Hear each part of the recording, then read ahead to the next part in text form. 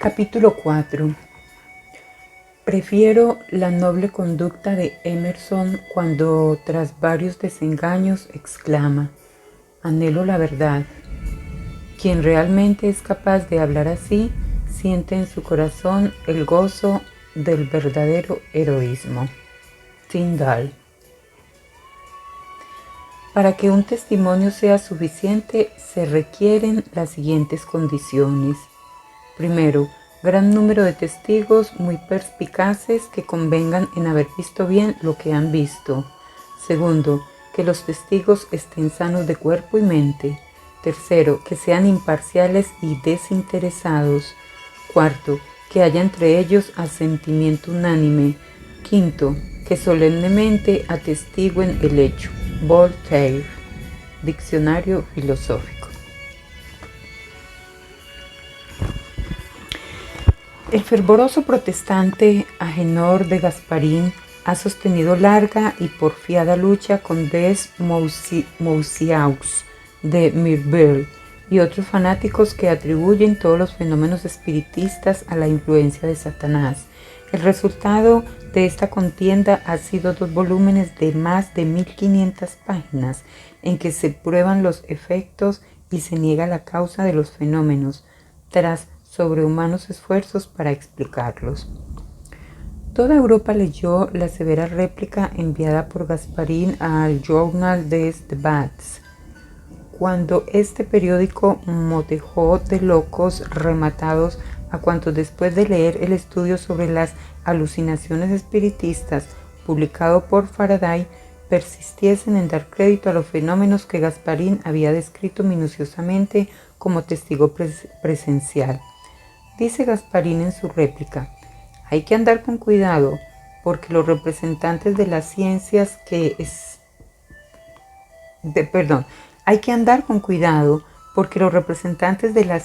experimentación van en camino de convertirse en inquisidores modernos. Los hechos son más poderosos que las academias y no dejan de ser hechos, aunque se les menosprecie, niegue y ridiculice. Además, en la misma obra de Gasparín, la siguiente descripción de los fenómenos por él observados en compañía del profesor Thury dice así: vimos con frecuencia que los pies de la mesa quedaban fuertemente pegados al suelo, sin que bastaran a levantarla los esfuerzos aunados de todos los circunstantes. En otras ocasiones presenciamos un fenómeno de vigorosa y perfectamente definida levitación, así como hemos oído golpes unas veces tan violentos que amenazaban romper la mesa en pedazos y otras tan tenues que era preciso escuchar con cuidado para percibirlos. Respecto a las levitaciones sin contacto, hubo medio de obtenerlas fácilmente, con buen éxito, y no en casos aislados, sino unas 30 veces. En cierta ocasión la mesa continuó volteando y levantando los pies a pesar de haberse sentado encima un hombre que pesaba 87 kilogramos. Otra vez la mesa quedó inmóvil, sin que nadie la pudiera menear. No obstante, el poco peso de la persona, que apenas llegaba a 16 kilogramos, un día volteó del revés con los pies al aire sin que nadie la tocara. A este propósito dice de Marbeau: ciertamente que un hombre que repetidas veces ha presenciado el fenómeno no puede aceptar el sutil análisis del físico inglés. Desde el año 1850, Des Mousiaux y de Mirbeau, católicos a macha martillo, han publicado muchas obras de títulos muy a propósito para llamar la atención pública, que revelan la no disimulada alarma de sus autores, pues si los fenómenos no hubiesen sido auténticos, no se tomara de seguro la Iglesia romana la pena de combatirlos.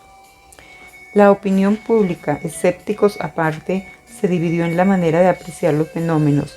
El solo hecho de que la teología temiese mucho más a las posibles revelaciones obtenidas por medio de este misterioso agente que a cuantos conflictos pudieran suscitarle las negaciones de la ciencia, debiera haber abierto los ojos a los más escépticos.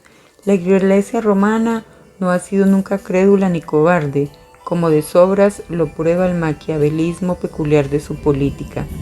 Además, Nunca le han preocupado los prestidigitadores, porque sabe hasta dónde pueden llegar sus artimañas, y así deja dormir tranquilos a Roberto Houdin, Comte, Hamilton y Bosco, mientras que persigue a los filósofos herméticos, a los místicos, a Paracelso, Cagliostro y Mesmer, y se deshace de los médiums para entorpecer manifestaciones que considera peligrosas.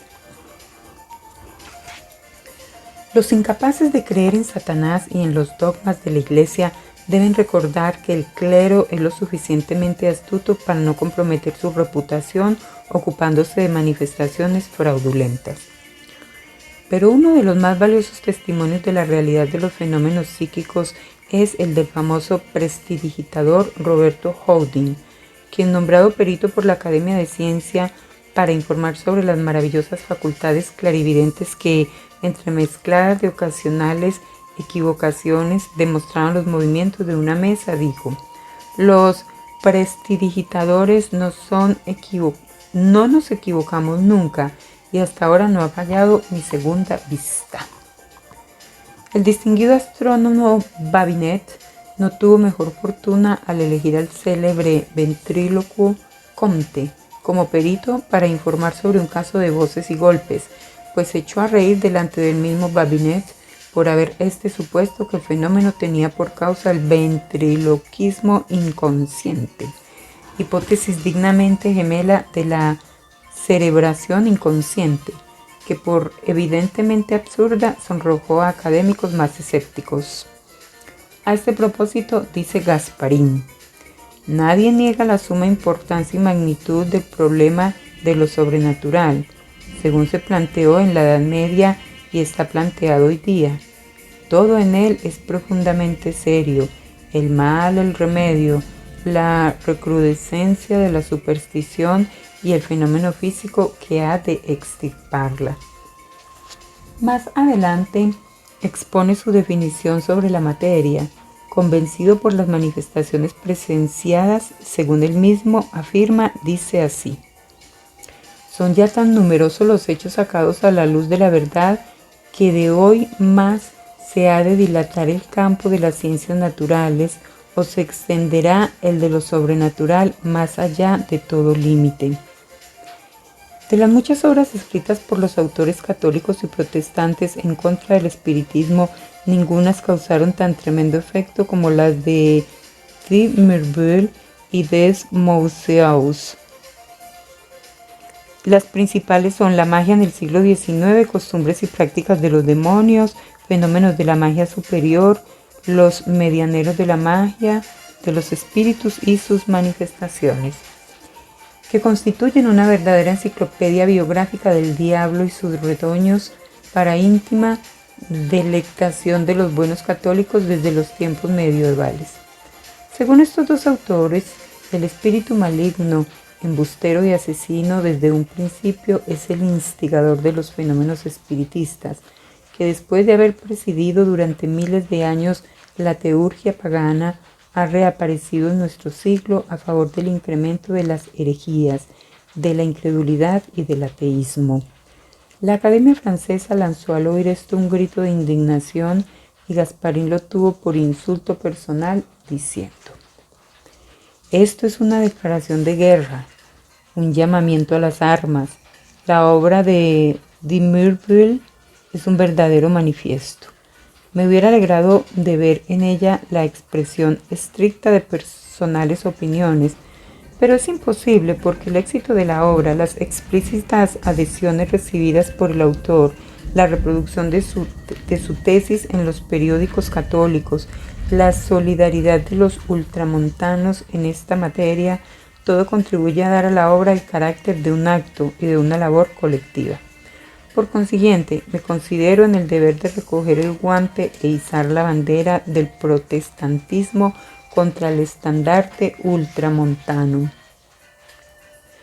Como era de esperar, los médicos, asumiendo el papel de los coros griegos, asentían a cuantas reconvenciones se lanzaban contra los dos escritores de monólogos. La revista Anales Médicos Psicológicos, dirigida por Brière de Boismont y Cerise, publicó un artículo en el que se leía el siguiente párrafo. Dejando aparte las luchas políticas, jamás se había atrevido un escritor en nuestro país a tan agresivas acometividades contra el sentido común. Entre ruidosas carcajadas por una parte y encogimiento de hombros por otra, el autor se presenta resueltamente ante los miembros de la Academia para entregarles lo que modestamente titula Memoria sobre el Diablo. No cabe duda de que esta memoria era un punzante insulto a los académicos ya acostumbrados desde 1850 a excesivas humillaciones. Peregrina idea fue llamar la atención de los inmortales sobre las travesuras del diablo. Juraron vengarse unánimemente, forjando una hipótesis que aventajase en lo absurda a la misma demonología de Mirbeau. Dos médicos famosos, Roger y Hobart de Lamballe, presentaron al instituto un alemán cuyas habilidades daban la clave de los fenómenos psíquicos. A este propósito, dice de Mirbeau, nos sonroja decir que todo el fraude consistía en la dislocación de uno de los tendones de la pierna, según se demostró ante el Instituto de Francia en pleno, cuyos miembros agradecieron tan interesante comunicación, y pocos días después un catedrático de la Facultad de Medicina daba públicas seguridades de que, puesto que los académicos habían expuesto su opinión, ya estaba descubierto el misterio.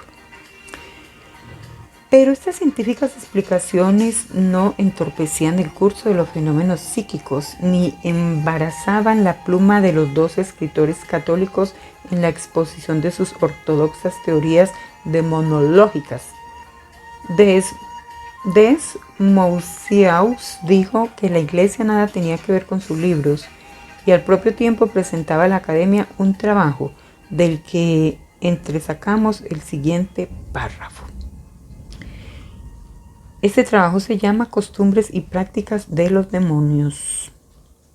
El diablo es la principal columna de la fe.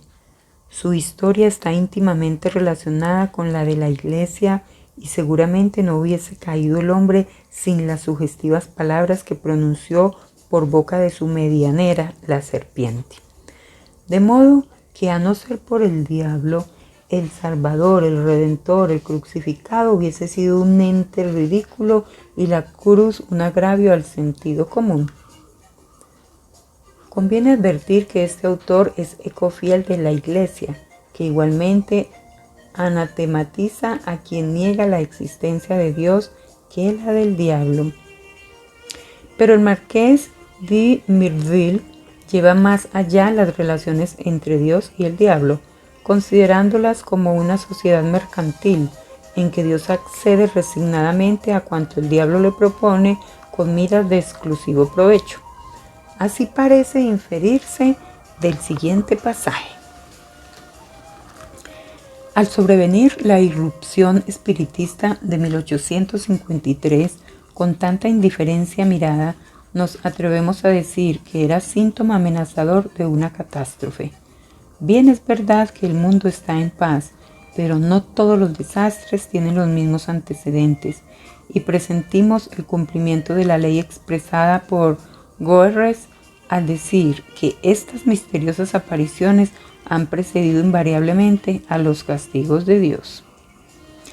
Estas escaramuzas entre los campeones del clero y la materialista Academia de Ciencias demuestran la poca eficacia de los esfuerzos de la docta corporación para desarraigar el fanatismo, aun de los mismos que presumen de cultos.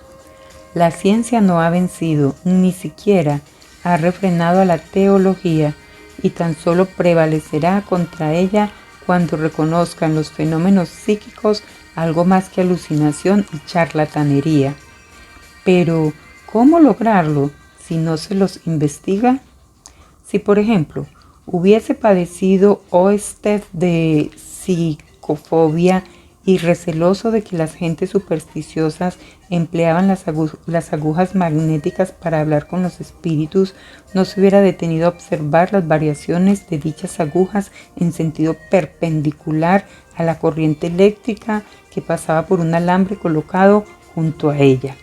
De seguro que no enriqueciera el sabio danés las ciencias experimentales con los principios referentes al electromagnetismo. Babinet, Roger y Hobert de Lamballe son los 3 miembros del instituto que más se han distinguido, aunque sin lauro, en la contienda entre el escepticismo y el supernaturalismo.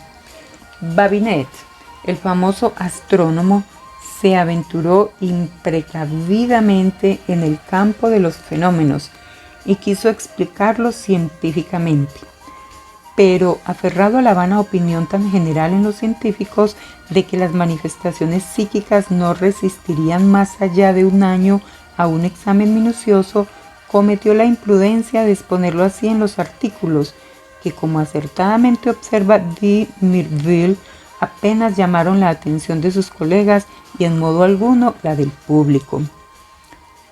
Babinet admite desde luego, sin dudar en lo más mínimo, la rotación de las mesas, que según dice es capaz de manifestarse enérgicamente con movimiento velocísimo que ofrece vigorosa resistencia cuando se intenta detenerlos. El insigne astrónomo explica el hecho del modo siguiente: los débiles y concordados impulsos de las manos puestas encima de la mesa la empujan suavemente hasta oscilar de derecha a izquierda. Cuando al cabo de un rato se inicia en las manos un estremecimiento nervioso y se armonizan los impulsos individuales de los experimentadores, empieza la mesa a moverse. Esta hipótesis es una variación de la de Faraday. Babinet considera esta explicación muy sencilla, porque el esfuerzo muscular obra como en las palancas de tercer orden, en que el punto de apoyo está muy cerca de la potencia que comunica gran velocidad al objeto, a causa de la corta distancia que ha de recorrer la fuerza motora. Algunos se maravillan de que una mesa sujeta a la acción de varios individuos sea capaz de vencer poderosos obstáculos y que se rompan las patas cuando se la detiene bruscamente. Pero esto nada de particular tiene en comparación de la energía desarrollada por la armonía y concordancia de los impulsos individuales. Repetimos que no ofrece dificultad alguna la explicación física del fenómeno. De este informe se infieren claramente 2 conclusiones: la realidad del fenómeno y lo ridículo de su explicación.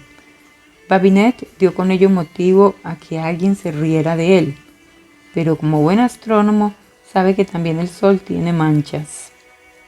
Además, aunque Babinet lo niegue, hemos de tener en cuenta la levitación de la mesa sin contacto. De Mirville dice que la tal levitación es sencillamente imposible, tan imposible como el movimiento continuo.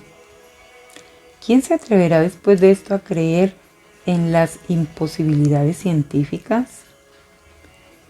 Pero las mesas no se contentan con oscilar, bailar y voltear, sino que también resuenan con golpes, a veces tan fuertes como pistoletazos.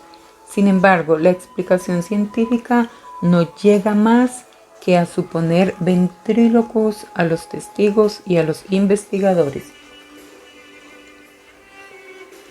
Babinet publicó a este propósito en la revista de Ambos Mundos un soliloquio dialogado a la manera del En Sop de los cabalistas. Dice así: ¿qué podemos inferir en definitiva de los fenómenos sometidos a nuestra observación? ¿Se producen tales golpes? Sí. ¿Responden a preguntas? Sí. ¿Quién produce estos golpes? Los médiums. ¿Cómo? Por el ordinario método acústico del ventriloquismo. Pero ¿no podrían proceder estos golpes del crujido de los dedos de manos y pies? No, porque entonces procederían siempre del mismo punto y no sucede así. A este propósito dice de Merville: ahora bien, ¿qué pensar de los norteamericanos y de sus millares de mediums que producen los mismos golpes ante millares de testigos? De seguro que Babinet lo achacará a ventriloquismo, pero ¿cómo explicar semejante imposibilidad? Oigamos a Babinet, para quien es la cosa más fácil del mundo. La primera manifestación observada en los Estados Unidos se debió en resumen a un muchacho callejero que golpeó la puerta de un vecino, atraído tal vez por una bala de plomo pendiente de un hilo. Y si el señor Wickman, el primer creyente de América, al notar por tercera vez los golpes, no oyó risas en la calle, fue por la esencial diferencia entre un francés medio árabe y un inglés aquejado de lo que llamamos alegría fúnebre. En su famosa réplica a los ataques de Gasparín, Babinet y otros escritores, dice de Merville: según los insignes físicos que han informado sobre el particular, las mesas voltean rápida y vigorosamente, ofrecen resistencia y como ha demostrado Gasparín, se levantan sin que nadie las toque. Así como un juez decía que le bastaban 3 palabras de puño y letra de un hombre para condenarlo a muerte, del mismo modo, con las anteriores líneas, nos empeñamos en confundir a los más famosos físicos del mundo y aún a revolucionar el globo, a menos que Babinet no hubiese tomado la precaución de indicar, como Gasparín, alguna ley o fuerza todavía desconocida, porque esto zanjaría definitivamente la cuestión. Pero, en las notas relativas a los fenómenos e hipótesis físicas, llega a su colmo la insuficiencia de Babinet para explorar el campo del espiritismo. Parece que de Merville se muestra muy sorprendido de la maravillosa índole del fenómeno ocurrido en el presbiterio de Cideville, hasta el punto de rehusar la responsabilidad de su publicación, no obstante haber sido presenciado por jueces y testigos.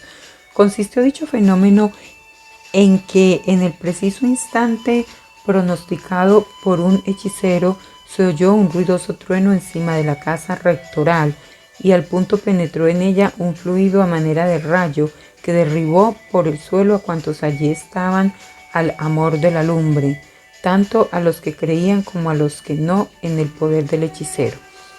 Después de llenar el aposento de animales fantásticos, subió por la chimenea y desapareció, no sin producir un estruendo tan espantoso como el primero. Sin embargo, añade de Merville que como ya tenía sobradas pruebas de los fenómenos psíquicos, no quiso añadir esta nueva enormidad a otras tantas.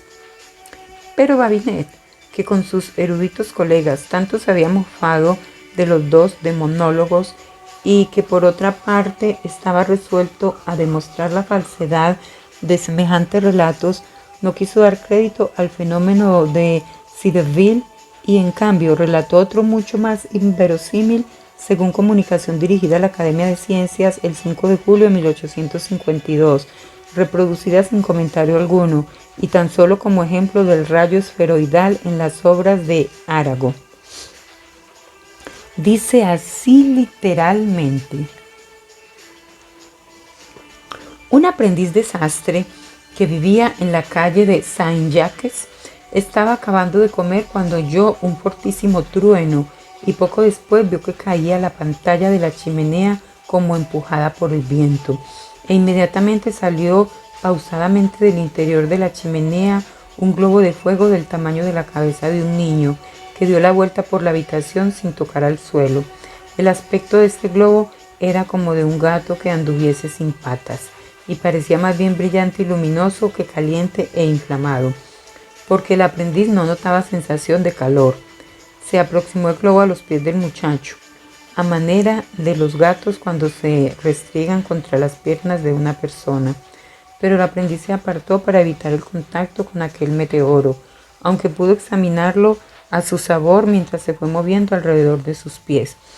Después de vacilar en opuestas direcciones, desde el centro de la habitación se elevó el globo hasta la altura de la cabeza del aprendiz, quien se echó hacia atrás para que no le diese en la cara. Al llegar a cosa de 1 metro del suelo, se dilató el globo ligeramente, tomando una dirección oblicua hacia un agujero de la pared, a 1 metro de altura sobre la campana de la chimenea, con la particularidad de que este agujero se había practicado para dar paso al cañón de la estufa en invierno, y como estaba entonces empapelado como el resto de la pared, no podía verlo el globo, según dijo ingenuamente el aprendiz. Sin embargo, el globo se dirigió directamente al agujero, despegó el papel sin estropearlo y salióse por la chimenea hasta que al cabo de buen rato llegó al extremo superior del tiro, a una altura de 18 metros sobre el nivel del suelo, y produjo un estallido todavía más espantoso que el primero, que derribó parte de la chimenea. A este propósito, observa de Murville en su crítica: podemos aplicar a Babinet lo que cierta señora muy mordaz le dijo en una ocasión a Raynal: si no es usted cristiano, no será por falta de fe. Aparte de los polemistas católicos, el doctor Boudin se maravillaba de la credulidad de Babinet en lo tocante al llamado meteoro, que cita con toda seriedad en un estudio que sobre el rayo publicaba a la sazón, donde dice: si estos pormenores son exactos como parece serlo, desde el momento en que los admiten Babinet y Arago, difícilmente podremos seguir llamando a dicho fenómeno rayo esférico. Sin embargo, dejaremos que otros expliquen, si pueden, la naturaleza de un globo de fuego que no da calor y tiene aspecto de un gato que se pasea tranquilamente por la habitación y halla medio de escapar por el tubo de la chimenea a través de un agujero tapado con el papel de la pared que despega sin estropearlo. Añade de Murville: somos de la misma opinión que el erudito médico en cuanto a la dificultad de definir exactamente el fenómeno, pues de la misma manera podríamos ver algún día rayos en forma de perro o de mono. Verdaderamente, espeluzna la idea de toda una meteorológica colección de fieras que gracias al rayo se metieran sin más ni más en nuestras habitaciones para pasearse a su antojo. Dice Gasparín en su enorme volumen de refutaciones: en cuestiones de testimonio no puede haber certidumbre desde que atravesamos los límites de lo sobrenatural. Como quiera que no están suficientemente determinados estos límites, ¿cuál de ambos antagonistas reúne mejores condiciones para emprender tan difícil tarea? ¿Cuál de los dos ostenta mayores títulos para erigirse en árbitro público? ¿No será acaso el bando de la llamada superstición, que cuenta con el apoyo de miles de testigos que durante 2 años presenciaron los prodigiosos fenómenos de Cideville? ¿Daremos crédito a este múltiple testimonio o asentiremos a lo que dice la ciencia, representada por Babinet, quien, por el único testimonio del aprendiz desastre, admite el rayo esférico o meteoro felino y lo considera como uno de tantos fenómenos naturales? En un artículo periodístico, Revista Trimestral de Ciencia, cita Crookes la obra de Gasparín titulada La ciencia hacia el espiritismo, y dice a este propósito: el autor concluye por afirmar que todos estos fenómenos derivan de causas naturales, sin que haya en ellos milagro alguno, ni tampoco intervención de espíritus ni diabólicas influencias. Gasparín considera comprobado por sus experimentos que en determinadas condiciones fisiológicas la voluntad puede actuar a distancia sobre la inerte materia, y la mayor parte de su obra está dedicada a determinar las leyes y condiciones bajo las cuales se manifiesta dicha acción. Ciertamente es así, pero en cambio hay en la obra de Gasparín muchos otros puntos, como contestaciones, réplicas y memorias demostrativas de que, aunque Pío Calvinista no cede en fanatismo religioso, Ades Mousiaux ni a Dimirville, católicos ultramontanos, el mismo Gasparín denota su espíritu de partido al decir: me considero en el deber de izar la bandera protestante frente al estandarte ultramontano. En lo tocante a los fenómenos psíquicos, solo pueden ser válidos los testigos serenos e imparciales y el dictamen de los científicos que no tengan determinado interés en el asunto. La verdad es una, e innumerables las sectas religiosas que presumen de poseerla por entero. Y si para los ultramontanos el diablo es el más firme sostén de la Iglesia Católica, para Gasparín ya no ha vuelto a haber milagros desde el tiempo de los apóstoles. Pero Crookes cita asimismo a Thury, profesor de Historia Natural en la Universidad de Ginebra y colaborador de Gasparín en la investigación de los fenómenos de Valleyres, aunque contradice terminantemente las afirmaciones de su colega. Dice Gasparín que la principal y más necesaria condición para producir el fenómeno es la voluntad del experimentador, pues sin voluntad nada podrá lograrse, aunque se mantenga formada la cadena durante 24 horas seguidas. Esto demuestra que Gasparín no distingue entre los fenómenos psíquicos y los simplemente magnéticos, dimanantes de la persistente voluntad de los experimentadores, entre quienes tal vez no haya uno solo con aptitudes mediunísticas desenvueltas ni latentes. Los fenómenos magnéticos resultan siempre de la acción conscientemente voluntaria de quienes se esfuerzan en obtenerlos, al paso que los fenómenos psíquicos obran sobre el sujeto receptivo independientemente de él y muchas veces contra su propia voluntad. El hipnotizador logra cuanto está al alcance de su fuerza volitiva. El medium, por el contrario, será instrumento tanto más a propósito para la producción del fenómeno cuanto menos ejercite su voluntad, y las probabilidades de logro estarán en razón inversa del ansia que sienta de producirlo. El hipnotizador requiere temperamento activo y el medium pasivo. Esto es el ABC del espiritismo y lo saben todos los mediums. Dijimos que Thury discrepaba de Gasparín en lo referente a la hipótesis de la voluntad, y así lo demuestra la siguiente carta dirigida a su colega en respuesta a la súplica que éste le hizo para que rectificara la última parte de su informe.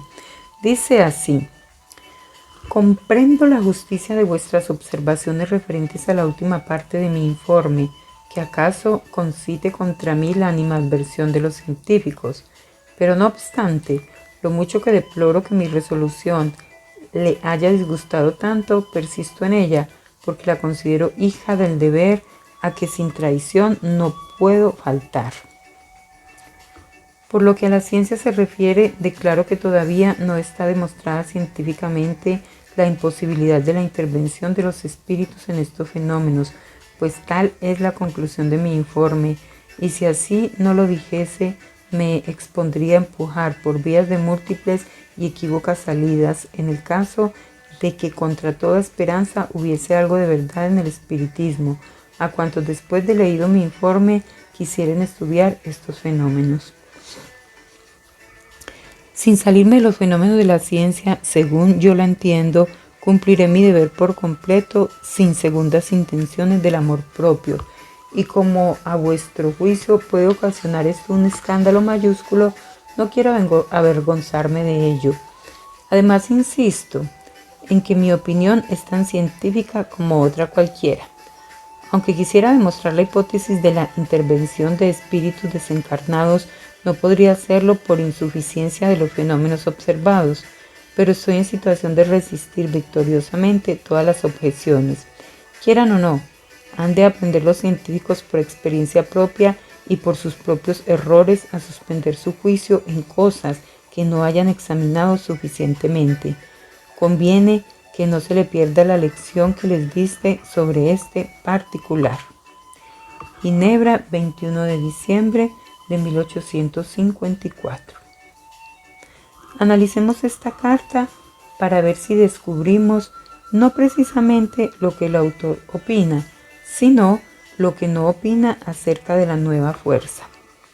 Por lo menos es indudable que el distinguido físico y naturalista demuestra científicamente la realidad de algunas manifestaciones psíquicas, pero de acuerdo con Crookes no las atribuye a los espíritus de los difuntos, pues no ve demostración de esta hipótesis, ni tampoco cree en los diablos del catolicismo. El mismo de Mirville, al citar esta carta como prueba contraria a la hipótesis naturalista de Gasparín, dice que tal vez no fueron producidos por el diablo los fenómenos de Bayeux, aunque sí todos los demás, con lo cual denota que Thury negaba esta intervención. Pena nos causa decir que Gasparín cae en muchas contradicciones y absurdos, pues mientras por una parte vitupera acerbamente a los adictos a Faraday, por otra atribuye a causas naturales fenómenos que llama mágicos. Dice a este propósito: si no hubiéramos de tener en cuenta otros fenómenos que los explicados por el ilustre físico, cerraríamos los labios, pero nosotros hemos ido aún más allá. ¿Y de qué han de servirnos esos aparatos que todo lo explican por la presión inconsciente? Sin embargo, la mesa resiste a la presión y al impulso, y a pesar de que nadie la toca, sigue el movimiento de los dedos que hacia ella señalan, se levanta sin contacto alguno y gira de arriba abajo. Pasa después Gasparín a explicar los fenómenos por su cuenta y dice: las gentes los atribuirán a milagro y no faltarán quien los crea obra de magia. Cada nueva ley les parece un prodigio, pero yo me encargo de calmar los ánimos, porque en presencia de semejantes fenómenos no hemos de transponer los límites de las leyes naturales. Por nuestra parte, no los hemos transpuesto, pero ¿están seguros los científicos de poseer la clave de estas leyes? Gasparín presume poseerlas, como vamos a ver. Dice así: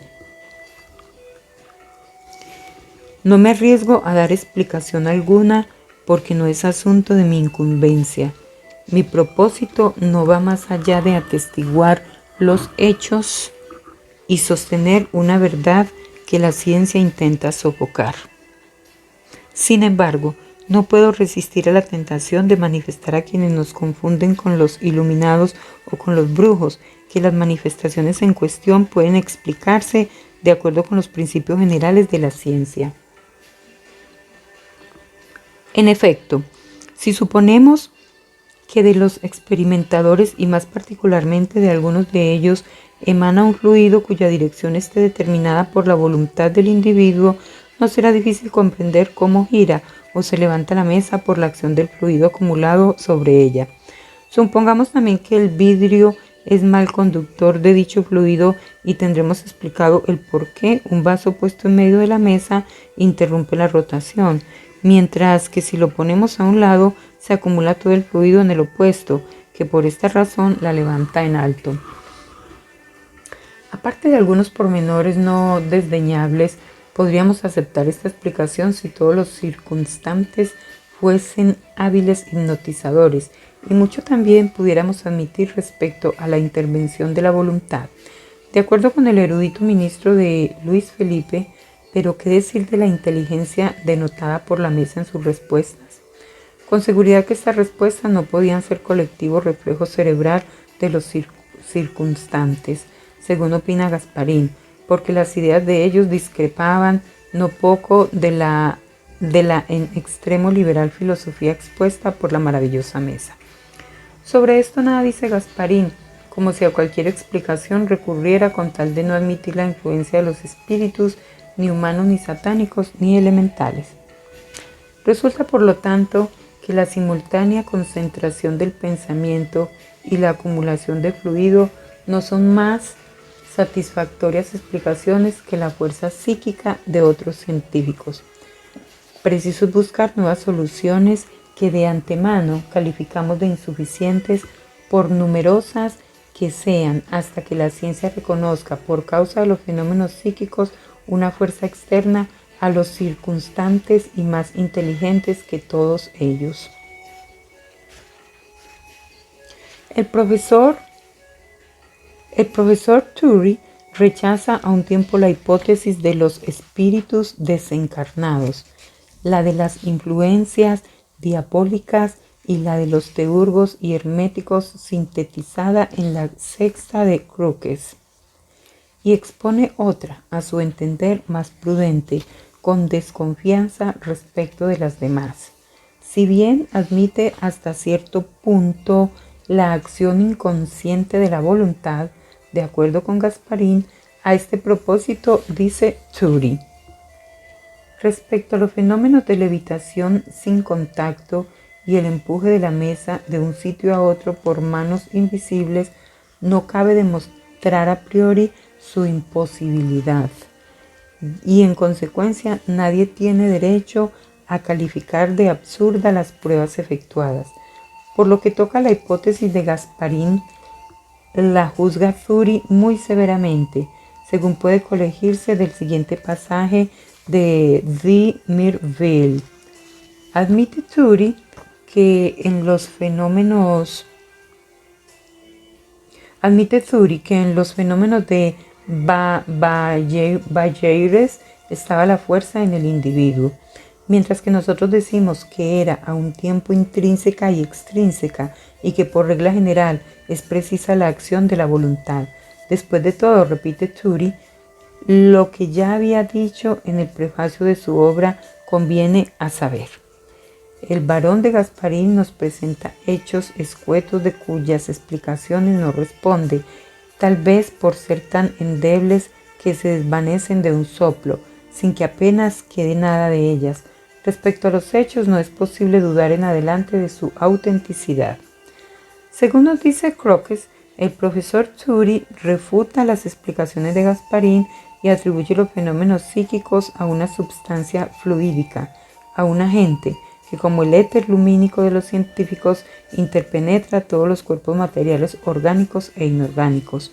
A este agente le llama psícodo, y después de discutir las propiedades de este estado o forma de materia, propone que se denomine fuerza ecténica a la ejercida cuando la mente actúa a distancia por influencia del psícodo. Más adelante observa Crookes que la fuerza ecténica de Turi es idéntica a la fuerza psíquica por él apuntada.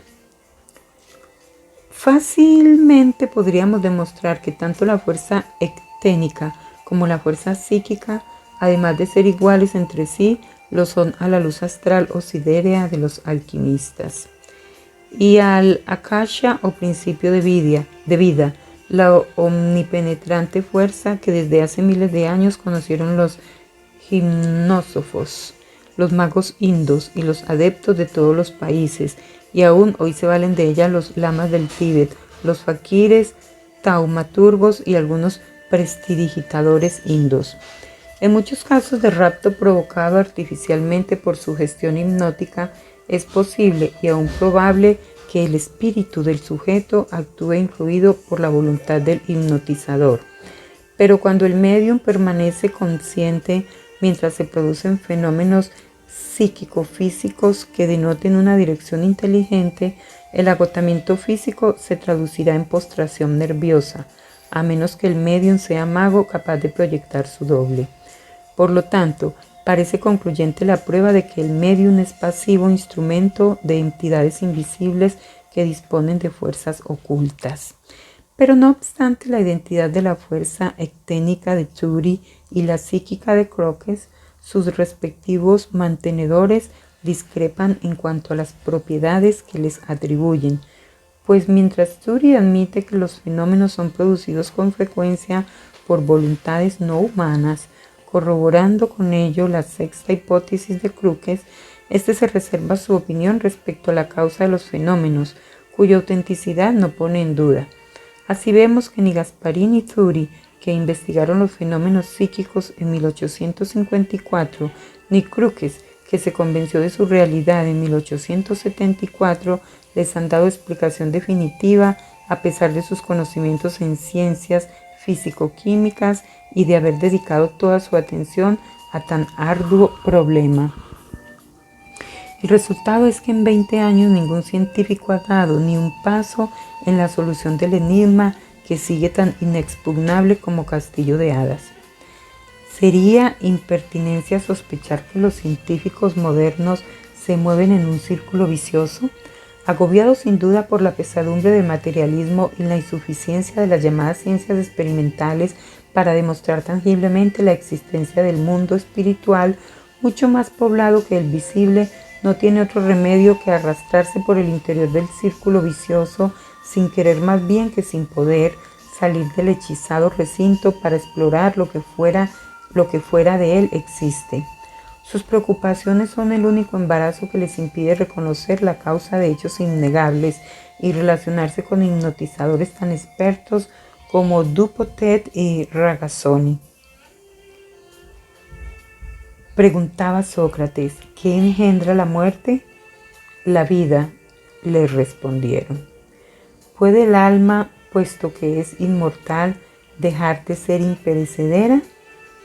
El profesor Lecomte dice, la semilla no puede germinar sin que en parte se consuma. Y San Pablo exclama, para que la simiente se avive es preciso que muera. Se abre la flor, se marchita y muere, pero deja tras sí el aroma que perdura en el ambiente cuando ya sus pétalos están hechos polvo. Nuestros sentidos corporales no lo advierten y sin embargo existe. El eco de la nota emitida por un instrumento perdura eternamente. Jamás se extingue por completo la vibración de las invisibles ondas del mar sin orillas del espacio. Siempre viven las energías transportadas del mundo de la materia al mundo del espíritu.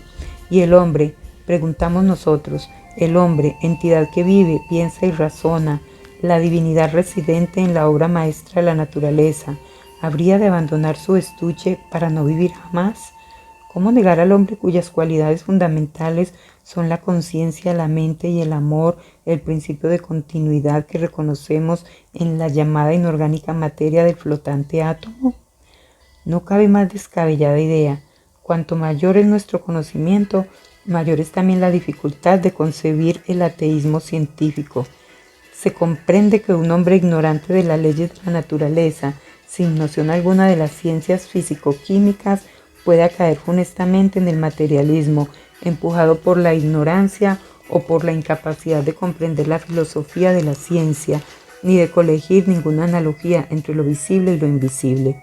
Un metafísico por naturaleza, un soñador ignorante, pueden despertar bruscamente y atribuir a ilusión y ensueño todo cuanto imaginaron sin pruebas tangibles, pero un científico familiarizado con las modalidades de la energía universal no puede sostener que la vida es tan solo un fenómeno de la materia, so pena de confesar su incapacidad para analizar y debidamente comprender el alfa y el omega de la misma materia.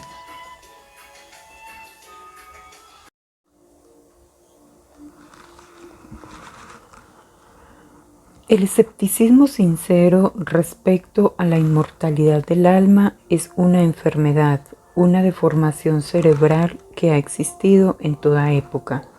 Así como algunas criaturas nacen envueltas en el omento, así también hay hombres incapaces de desprenderse durante toda su vida de la membrana que embota sus espirituales sentidos.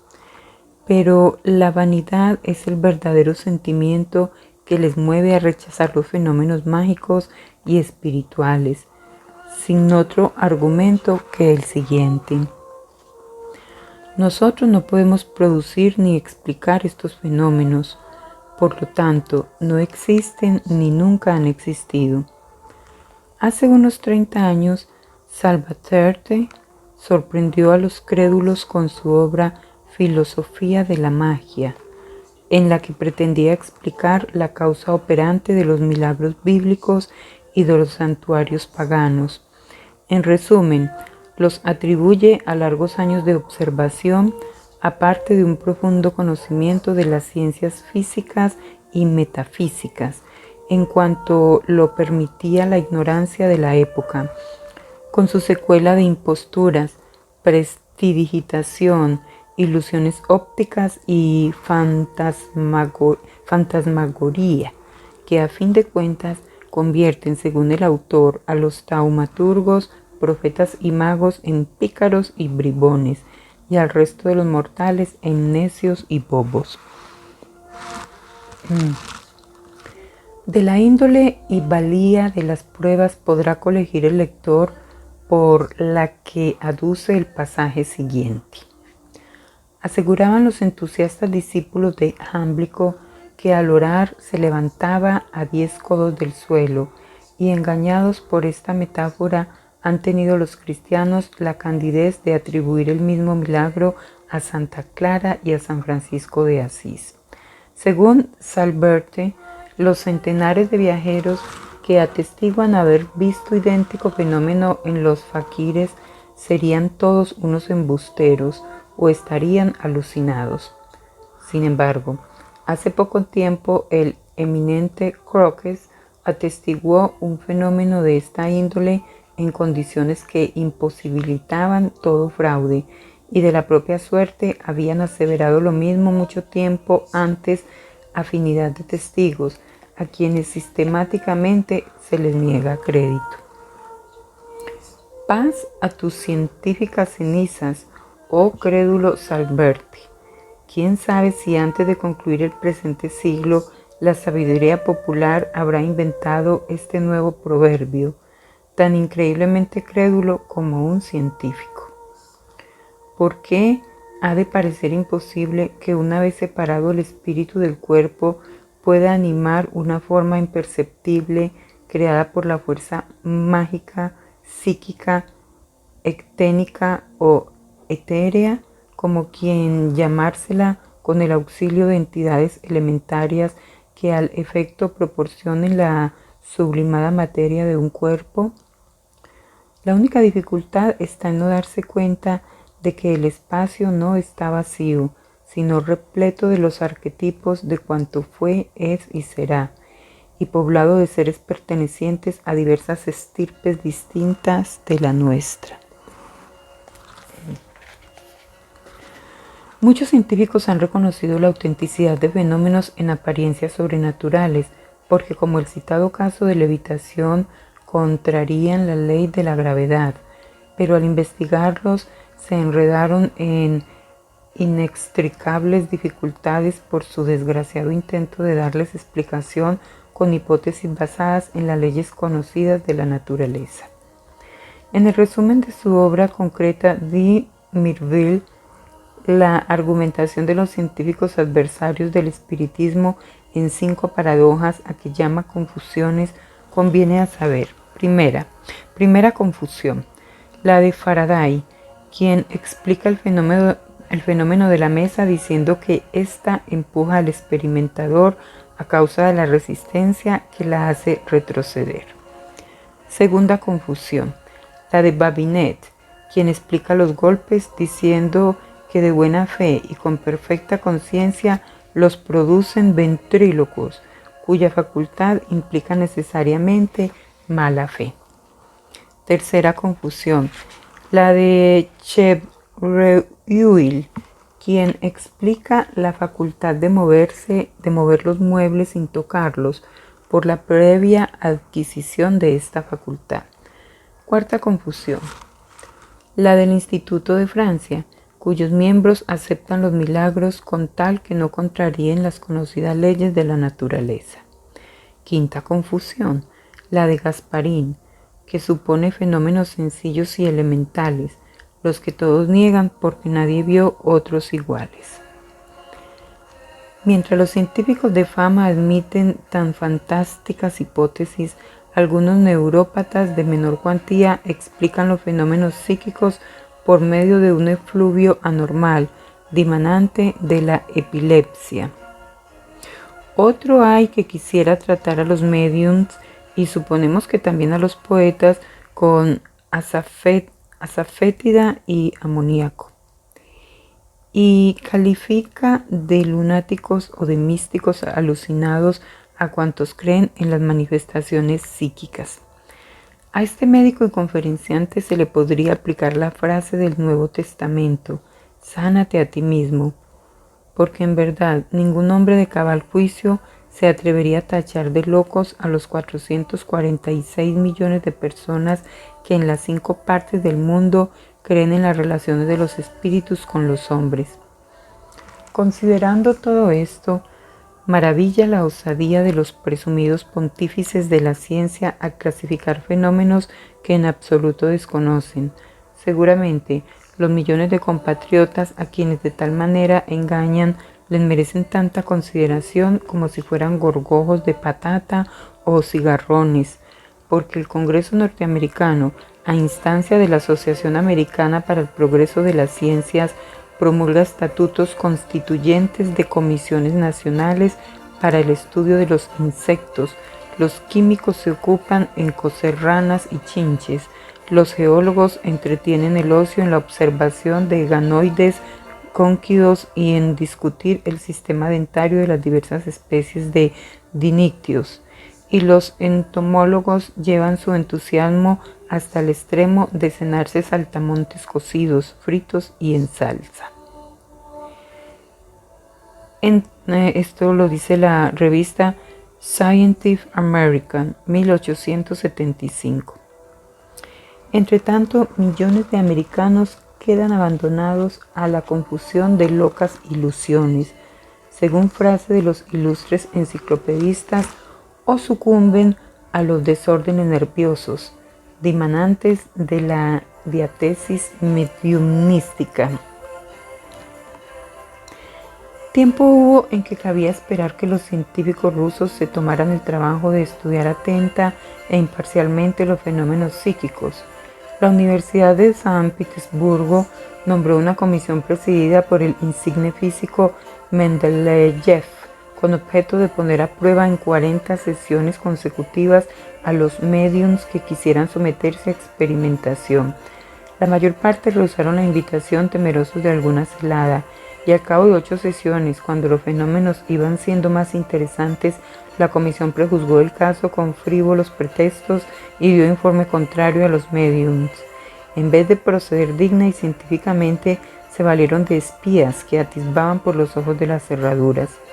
El presidente de la comisión declaró en una conferencia pública que el espiritismo, como cualquier otra creencia en la inmortalidad del alma, era una mezcolanza de superstición, alucinaciones e imposturas, y que las manifestaciones de esta índole, tales como la adivinación del pensamiento, el rapto y otros fenómenos psíquicos, se producían con el auxilio de ingeniosos aparatos y mecanismos que los medios llevaban ocultos entre las ropas.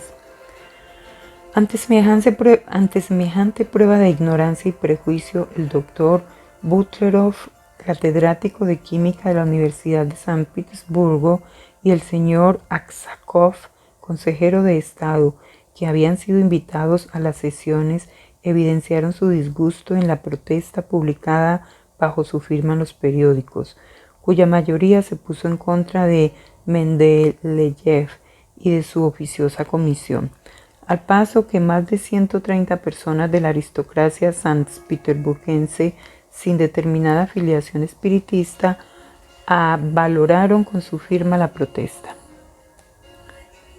El resultado fue que la atención pública se convirtiera hacia el espiritismo, constituyéndose en todo el imperio numerosos círculos. La prensa liberal empezó a discutir el asunto y se nombró otra comisión encargada de proseguir las interrumpidas investigaciones. Pero tampoco es fácil que la nueva comisión cumpla con su deber, pues tiene oportunísimo pretexto en el informe dado por el profesor Lancaster de Londres acerca del medium Slade, quien, contra las prejuiciosas y circunstanciales aseveraciones de Lancaster y de un amigo de este llamado Tonkin, opuso el testimonio de gran número de investigadores, entre los que se constaban Wallace y Crookes. A este propósito, el London Spectator publicó un artículo del que extractamos los siguientes párrafos. Es pura superstición el presumir de tan completo conocimiento de las leyes de la naturaleza, que hayamos de repudiar por falsos unos fenómenos cuidadosamente examinados por detenidas observaciones, sin otro fundamento que su aparente discrepancia con principios ya establecidos. Asegurar, como según parece asegura el profesor Lancaster, que porque en algunos casos haya habido fraude y credulidad en estos fenómenos, como también los hay en las enfermedades nerviosas, forzosamente haya de haberlos contra toda escrupulosidad de las investigaciones. Equivale a cerrar las ramas del árbol del conocimiento en que arraigan las ciencias inductivas y demoler toda la fábrica del edificio científico. Pero, ¿qué les importa esto a los doctores? El torrente de superstición que a su decir arrastra millones de inteligencias claras no puede alcanzarles. El nuevo diluvio llamado espiritismo no es capaz de anegar sus robustas mentes, y las cenagosas oleadas de la corriente han de romper la furia sin ni siquiera mojar la correa de sus zapatos. Tal vez la tradicional terquedad del Creador les impide confesar el poco éxito que sus milagros tienen en nuestros días contra la ceguera de los profesionales de la ciencia, aunque de seguro sabe que desde hace tiempo resolvieron poner en el frontispicio de sus colegios y universidades el siguiente aviso: de orden de la ciencia se le prohíbe a Dios hacer milagros en este sitio. Paráfrasis de un pasquín puesto en las tapias de un cementerio de Francia en tiempo de los milagros jansenistas prohibidos por la policía, el cual era de este tenor: de par le roi defense a Dieu, de faire miracle en ce lieu. Espiritistas y católicos parecen haberse coligado contra los iconoclásticos intentos del materialismo, y al incremento del número de escépticos ha correspondido otro incremento proporcional del número de creyentes. Los campeones de los milagros divinos de la Biblia emulan a los panegiristas de los fenómenos psíquicos, y la Edad Media revive en el siglo XIX y la Edad Media revive en el siglo XIX. De nuevo vemos a la Virgen María ponerse en correspondencia epistolar con los fieles hijos de su iglesia, mientras que por conducto de los médiums garrapatean mensajes los espíritus amigos. El santuario de Lourdes se ha convertido en gabinete de materializaciones espiritistas, al paso que los gabinetes de los más famosos médiums norteamericanos parecen santuarios a donde Mahoma, el obispo Paul, Juana de Arco y otros espíritus de nota acuden desde la negra orilla para materializarse a la luz del día. Y si a la Virgen María se le ha visto pasear cotidianamente por las cercanías de Lourdes, ¿por qué no creer también al fundador del islamismo y al difunto prelado de la Luisiana? No cabe otro remedio que admitir o rechazar por igual la posibilidad o la impostura de entrebambas manifestaciones milagrosas, las divinas y las espiritistas. Al tiempo ponemos por testigo, pero mientras la ciencia no quiera alumbrar con su mágica lámpara la obscuridad del misterio, irán las gentes dando tropezones con riesgo de caer en el lodo. A consecuencia de la desfavorable opinión sustentada por la prensa londinense acerca de los recientes milagros de Lourdes, Monseñor Capel publicó en The Times el criterio de la Iglesia romana sobre el particular en los siguientes términos: por lo que toca a las curaciones milagrosas, pueden consultar los lectores la juiciosa obra La Gruta de Lourdes, escrita por el doctor Dossous, eminente facultativo de la localidad, inspector de higiene del distrito y médico forense, quien enumera al pormenor varios casos de curaciones milagrosas estudiadas por él con cuidadosa detención, para concluir diciendo: declaro que todo hombre de buena fe ha reconocido el carácter sobrenatural de las curaciones logradas en el santuario de Lourdes, sin otra medicina que el agua de la fuente. Debo confesar que mi entendimiento, nada propenso a la credulidad en milagros de ninguna clase, difícilmente se hubiese convencido de la verdad de una aparición tan notable bajo varios aspectos, a no ser por las curaciones que presencié personalmente y me dieron luz bastante para estimar la importancia de las visitas de Bernardita a la gruta y la realidad de las apariciones con que se vio favorecida. Digno de respetuosa consideración por lo menos es el testimonio del distinguido médico que desde un principio observó cuidadosamente a Bernardita y tuvo ocasión de presenciar las curaciones. A esto he de añadir que acuden a la gruta infinidad de gentes para arrepentirse de sus culpas, acrecentar su piedad, rogar por la regeneración de su patria y dar público testimonio de su fe en el Hijo de Dios y en su Inmaculada Madre. Muchos van a curarse de sus dolencias corporales y algunos vuelven curados, según aseveran testigos oculares. El achacar falta de fe, como hace vuestro artículo, a los que después se van a tomar las aguas de los Pirineos, es tan poco razonable como si tacháramos de incrédulos a los magistrados que penan la negligencia en la prestación de auxilios médicos. Quebrantos de salud me forzaron a pasar en Pau el invierno durante los años de 1860 a 1867, y con ello tuve coyunturas de investigar minuciosamente cuanto se relacionaba con las apariciones de Lourdes. Después de haber observado con todo detenimiento a Bernardita y de estudiar algunos de los milagros ocurridos, me he convencido de que si el testimonio humano es válido para comprobar la realidad de un hecho, forzosamente se ha de admitir la autenticidad de las apariciones de Lourdes.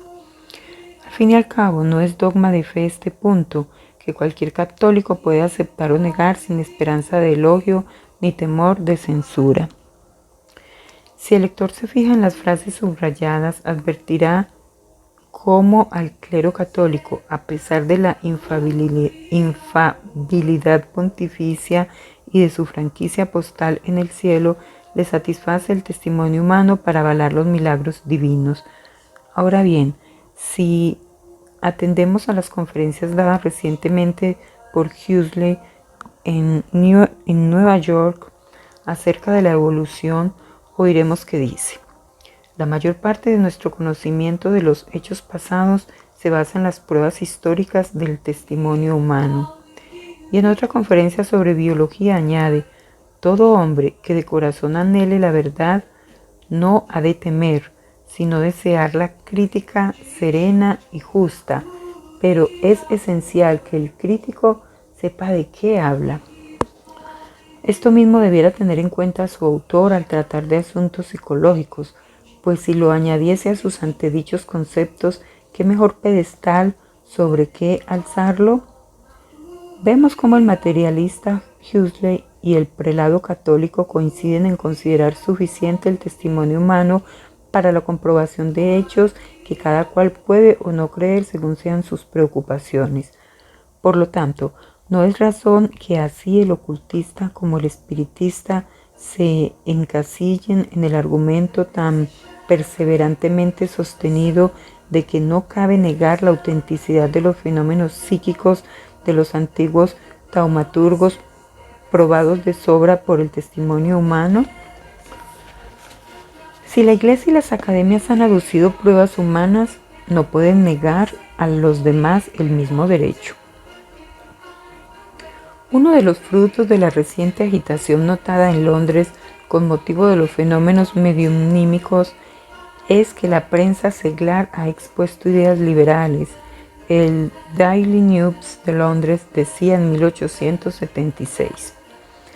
En todo caso, nos parece que debemos considerarles el espiritismo como una de tantas creencias tolerables y dejarle, por lo tanto, en paz, pues tiene muchos prosélitos tan inteligentes como quien más, que hace tiempo hubiese echado de ver cualquier superchería palpable y notoria. Algunos hombres eminentes por su sabiduría han creído en las apariciones y continuarían creyendo, aunque unos cuantos se entretuvieran en amedrentar a las gentes con fingidos fantasmas. No es la primera vez en la historia que el mundo invisible ha tenido que luchar contra el materialista escepticismo de la ceguera espiritual de los saduceos. Platón deplora en sus obras y alude más de una vez a la incredulidad de ciertas gentes. Desde Kapila, el filósofo indo que muchos siglos antes de Jesucristo dudaba ya de que los yogis en éxtasis pudiesen ver a Dios cara a cara y conversar con las más elevadas entidades, hasta los volterianos del siglo XVIII, que se burlaban de lo más sagrado. En toda época hubo tomases incrédulos, pero ¿han conseguido atajar los pasos de la verdad? Tanto como los ignorantes e hipócritas jueces de Galileo lograron detener el movimiento de la Tierra. No hay teoría capaz de influir decisivamente en la estabilidad e inestabilidad de una creencia heredada de las razas primitivas, que si tenemos en cuenta el paralelismo entre las evoluciones espiritual y física del hombre, recibieron la verdad de labios de sus antepasados, los dioses de sus padres, que estaban al otro lado de las aguas. Algún día se demostrará la identidad de los relatos bíblicos con las leyendas indas y la cosmogonía de distintos países, para ver cómo las fábulas de las edades míticas son alegorías de los fundamentales principios geológicos y antropológicos. A esas fábulas de tan ridícula expresión habrá de recurrir la ciencia para encontrar los eslabones perdidos. Por otra parte, ¿qué denotan las raras coincidencias observadas en la historia respectiva de pueblos tan distantes? ¿De dónde proviene la identidad de los conceptos primitivos que se advierten en las llamadas fábulas y leyendas, donde se encierra el meollo de los sucesos históricos, de una verdad profundamente encubierta bajo la capa de poéticas ficciones populares, pero que no deja de ser verdad? Comparemos, por ejemplo, el Génesis con los Vedas en los pasajes siguientes. Y habiendo comenzado los hombres a multiplicarse sobre la tierra y engendrado hijas, viendo los hijos de Dios las hijas de los hombres que eran hermosas, tomáronse mujeres, las que escogieron entre todas, y había gigantes sobre la tierra en aquellos días. Génesis 6, 1, 2, 4. El primer Brahman se queja de estar solo y sin mujer entre sus hermanos, a pesar de que el Eterno le aconseja que dedique sus días al estudio de la ciencia sagrada. El primer nacido insiste en la queja enojado por tamaña ingratitud. El Eterno da al Brahman una mujer de la estirpe de los Daiyas, o gigantes, de quien todos los brahmanes descienden por generación materna. Así es que la casta sacerdotal desciende por una línea de las entidades superiores, los hijos de Dios, y por otra de Daintani, la hija de los gigantes de la tierra, los hombres primitivos. Y ellas les dieron hijos a ellos y llegaron a ser hombres poderosos del tiempo viejo, varones de nombradía. Génesis 6, 4. La misma alegoría encierra el pasaje análogo de la cosmogonía de Edda, escandinavo. Har, compañero de Hafuhar y Tredi, describe a Gangler la formación del primer hombre llamado Bur, padre de Bor, quien tomó por mujer a Besla, hija del gigante Voltara, de la estirpe de los primitivos gigantes. Vamos a dejar